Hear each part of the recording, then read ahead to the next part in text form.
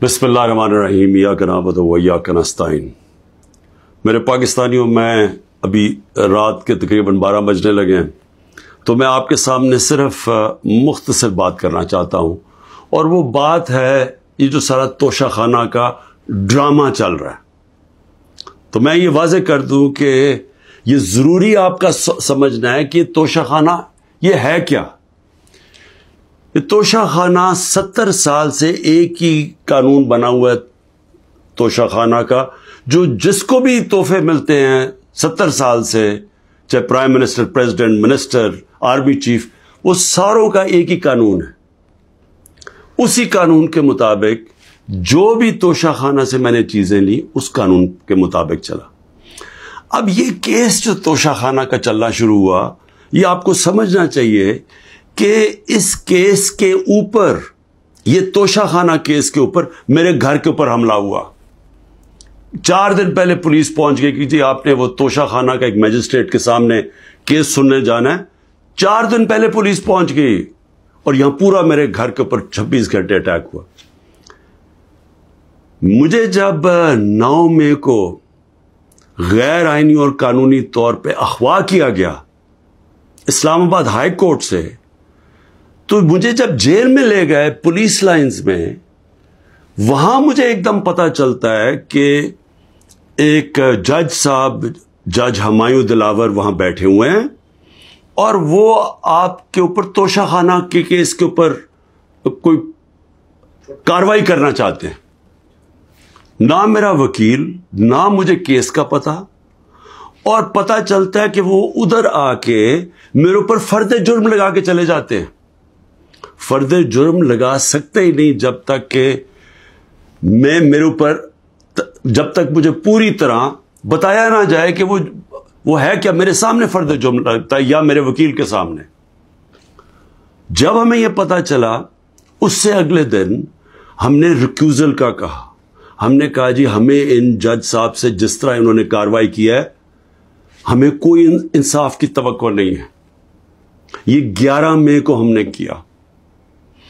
उसके बाद बहरहाल एक पूरा सिलसिला चलता रहा जिसमें यह वाज़ेह होता गया कि एक प्लान बना हुआ है कि तोशाखाना में इमरान खान को डिस्क्वालीफाई करना है। मुझे एक सवाल दिए गए, 35 सवाल दिए गए, क्वेश्चन जज साहब ने कि जी इनके जवाब दो। मुहर्रम की छुट्टियां भी थी, खैर हमने बड़ा जोर लगा के उसका जवाब तैयार किया। मैंने कोई 1 घंटा अदालत में खड़े होके कल सारे सवालों का जवाब दिया। इन्होंने 2 कोई गवाह रखे हुए थे, सरकारी गवाह। कोई भी ऐसी चीज नहीं थी जो मैंने 35 सवालों में जवाब नहीं दिए।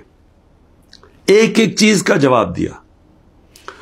और एक जगह जो ये बात किधर फंस रही थी जी, कि आपने जी यहां तोशाखाना नहीं लिखा, यानी हमने सारे पैसे सब डिक्लेयर्ड थे। जितने तोशाखाना के पैसे थे बैंक में डिक्लेयर्ड थे, वो सारे मेरे इलेक्शन कमीशन के सामने डिक्लेयर्ड थे। वो मैं जो FBR थी उसके सामने डिक्लेयर्ड थी, वेल्थ टैक्स में डिक्लेयर्ड था, सब कुछ डिक्लेयर्ड है। एक जगह पे कहते जी ये पैसा तो है, लेकिन यहां इसके ऊपर तोशाखाना नहीं लिखा। अब ये मेरे अकाउंटेंट ने भरा हुआ था, 40 साल से मेरी वो अकाउंटिंग फर्म है। तो मैंने अपने गवाह में लिखा कि ये अकाउंटेंट का काम है आके आपको एक्सप्लेन करे, पैसे तो हुए कि जी उसने तोशाखाना पैसे के आगे लिखा या नहीं लिखा। हालांकि वो अकाउंटेंट क्लियर है कि कानूनी तौर पे उसने ठीक किया। अब वो अकाउंटेंट ने आना था। आज पता चलता है जज साहब कहते हैं जी 1 घंटे में गवाह को प्रोड्यूस करो। गवाह रास्ते में होता है, कहते अब हमने कैंसिल कर दिया, अब कोई गवाह आप सामने नहीं ला सकते। मैं ये सवाल पूछता, ये कोई मिलिट्री ट्रायल हो रहा है? मेरा राइट, मेरा हक है फेयर ट्रायल के लिए, यानी एकदम गवाह कैंसिल कर दिए।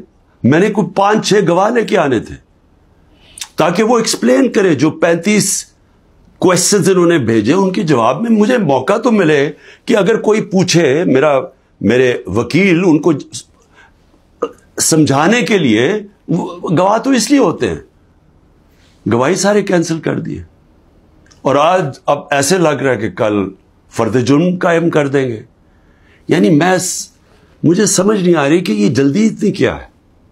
کیا کل 2 دن، آج گواہ آ جائے، کل گواہ آ جائے، اس کے بعد پھر آپ نے جج صاحب فیصلہ کرنا ہے وہ آپ نے کرنا ہے. لیکن مجھے تو موقع ملے کہ ہر دنیا میں موقع ملتا ہے انسان کو فیئر ٹرائل کا، وہ مجھے موقع دینا چاہیے. اور ابھی سپریم کورٹ میں یہ بھی کہہ دوں کہ ہم نے ریکیوزل کا بھی ان جج صاحب کا کہا ہوا ہے کہ ہمیں ان کے اوپر اعتماد نہیں ہے. وہ پڑا ہوا ہے اسلام آباد ہائی کورٹ میں. وہ اسلام آباد ہائی کورٹ بدقسمتی سے فیصلہ نہیں کر رہے چیف جسٹس صاحب. میں یہ بھی کہہ دوں کہ صرف اتنی زیادہ پتہ نہیں میں کتنے کیسز میں ہوں، صرف 2 ججز کے اوپر میں نے ریکیوزل کا کہا ہوا ہے. ایک اسلام آباد ہائی کورٹ کے چیف جسٹس اور دوسرے یہ جسٹس دلاور. یہ میرا رائٹ ہے کہ اگر میں سمجھ رہا ہوں مجھے انصاف نہیں مل رہا تو میرا یہ حق ہے کہ میں ان کو ریکیوز کرواؤں، ان کو کہوں کہ کسی اور کو بھیج دے. اب وہاں بھی فیصلہ نہیں ہو رہا اسلام آباد ہائی کورٹ میں.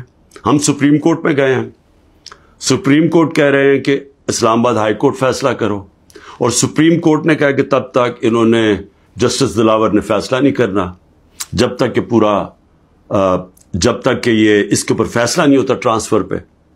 لیکن مجھے لگ رہا ہے کہ کل انہوں نے فیصلہ کر دینا ہے، اس لیے میں رات کو لیٹ آپ کے سامنے آ رہا ہوں. میں آخر میں ایک اور بات کہتا چلوں کہ فیس بک پہ 2014 میں جسٹس دلاور نے اپنی فیس بک پہ میرے اوپر ایسے ریمارکس دیے ہوئے ہیں جس سے لگتا ہے کہ وہ مجھے انصاف نہیں دے سکتے.